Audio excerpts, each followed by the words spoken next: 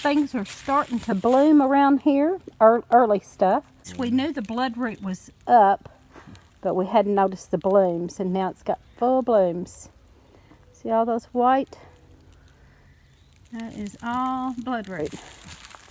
All the way down this little gully it goes. There's a little wash out here. Step back.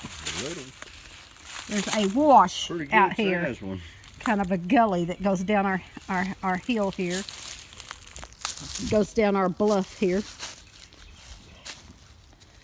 And we are up on the bluff back here, and our property goes way back to a creek back there, and then we have a bluff here. And so 70 foot higher than the bottom down there.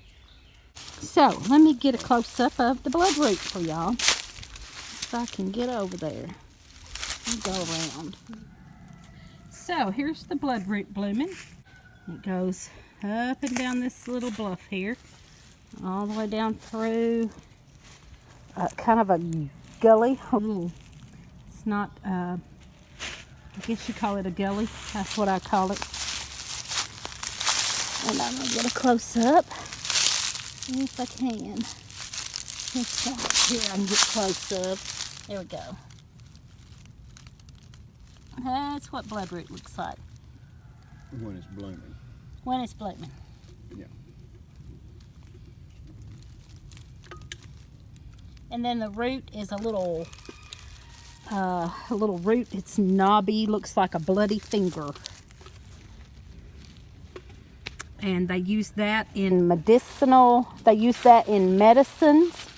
It is supposed to be a cure for skin cancer. And that is being researched, but a lot of people already believe it and already have used it. And Lee is trying to kind of dig one up there, I guess. Well, I'm kind of trying to show the root itself. Kind of scratch it just a little bit. There it is. I can see it. Looks kind of like a carrot almost. Yeah. If you dig that up, it's a blood. It kind of looks bloody. Yeah. It really looks like a bloody finger. The water that comes out of it is actually red. It really does look like blood, just about. So this is about a week later, and the bloodroot's really getting big over here where we first planted it. I'm going to show you that. It's a seed pod, and there's the bloodroot. You can see there's a good one right there. They're all up and down through here. They have actually spread all over here, like I have said. They've spread all over this spot. And this is a little gully that comes down from our house. Little gully comes down, and we planted it right here. And this is at the edge of the woods, the edge of the bluff. We call it a bluff because it drops off, and there's a creek back there, and so it's a hill or a bluff or whatever you want to call it, and the woods. And it probably stays pretty good and wet down through there, but that's not necessarily an important issue, I don't think, because though we planted it right here and it's thriving there, it has spread all the way over to our steps. There's one. There's one. And then Lee, I just got home from work, and Lee has found it all the way over down the hill. And it is all spread from that one plant, because we only planted one plant there about 10 years ago. So now he has spotted it all the way down through here, down the hill, on both sides of the little gully, and down the bluff, and way out all the way over to like here. Yeah. And so I'm going to let him take you down the hill. Some right there as I'm going down the hill. Trying to be careful not to step on any. But as you can see, there's some. There's several.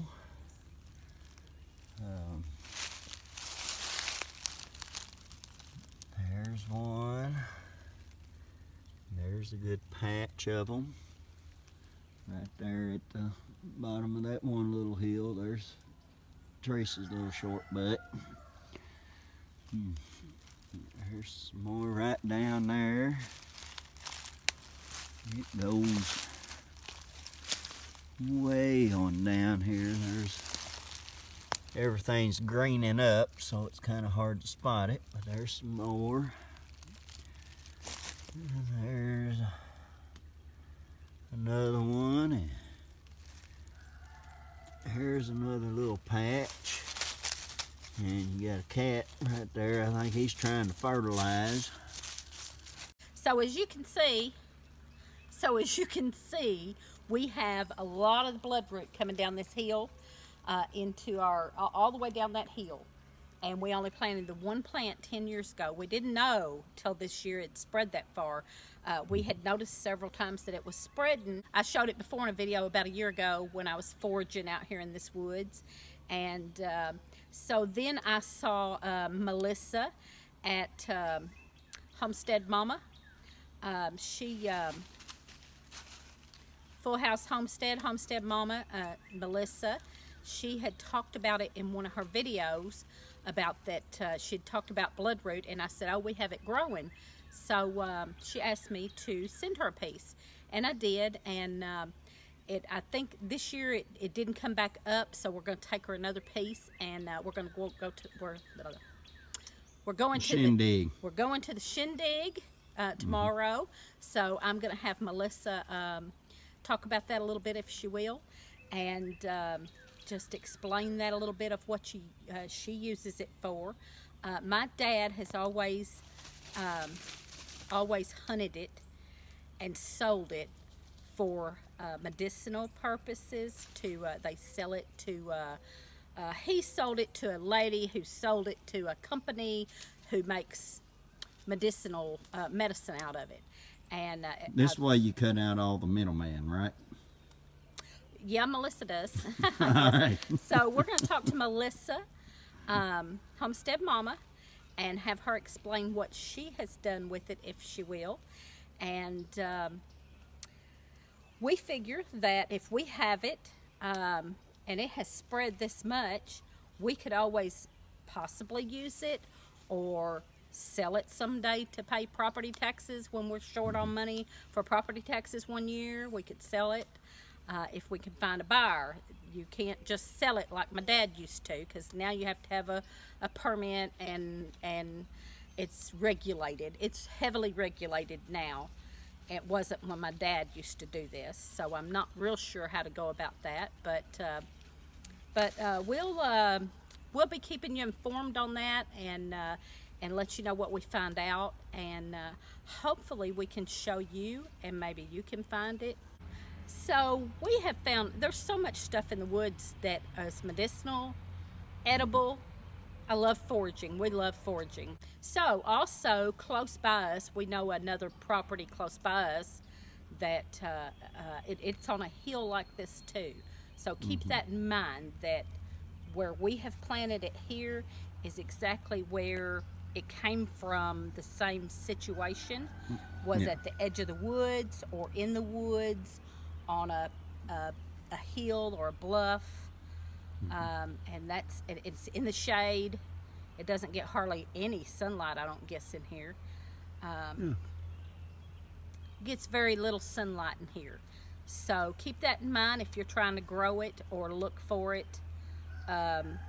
Where we got it from and where my dad always hunted it is the same environment and situation as where we planted it, and it is thriving.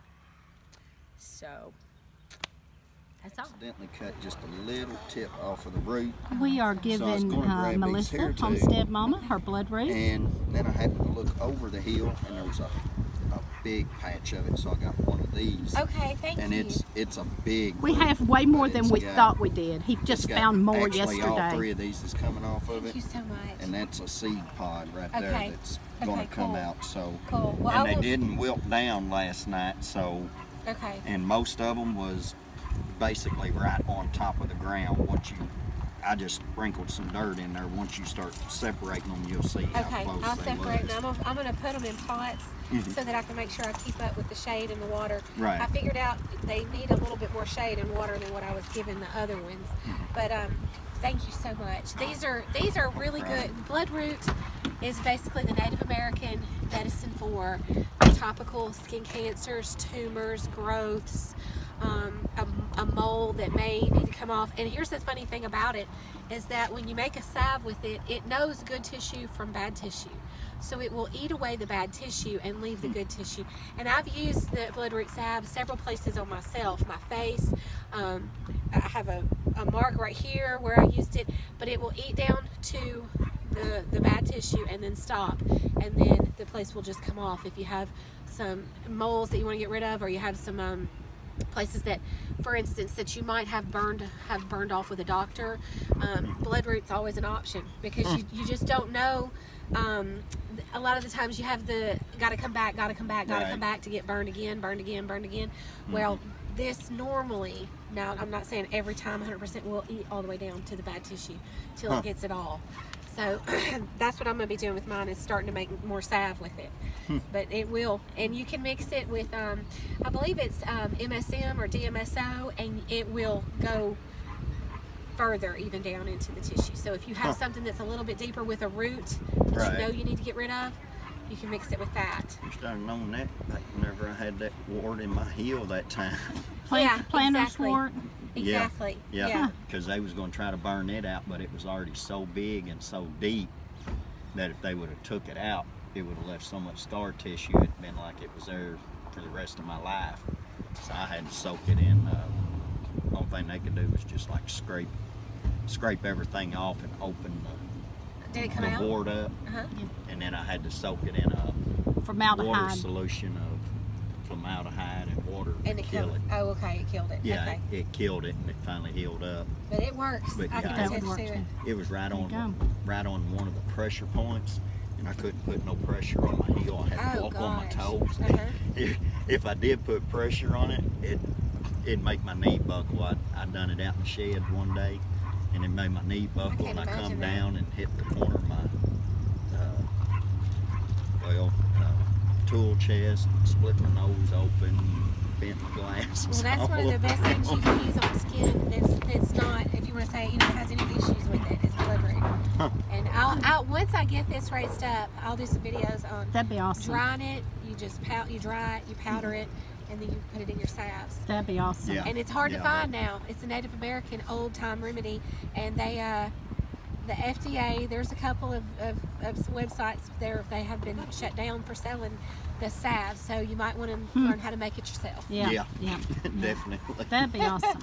All right. Thank you, Thank Melissa. you so much.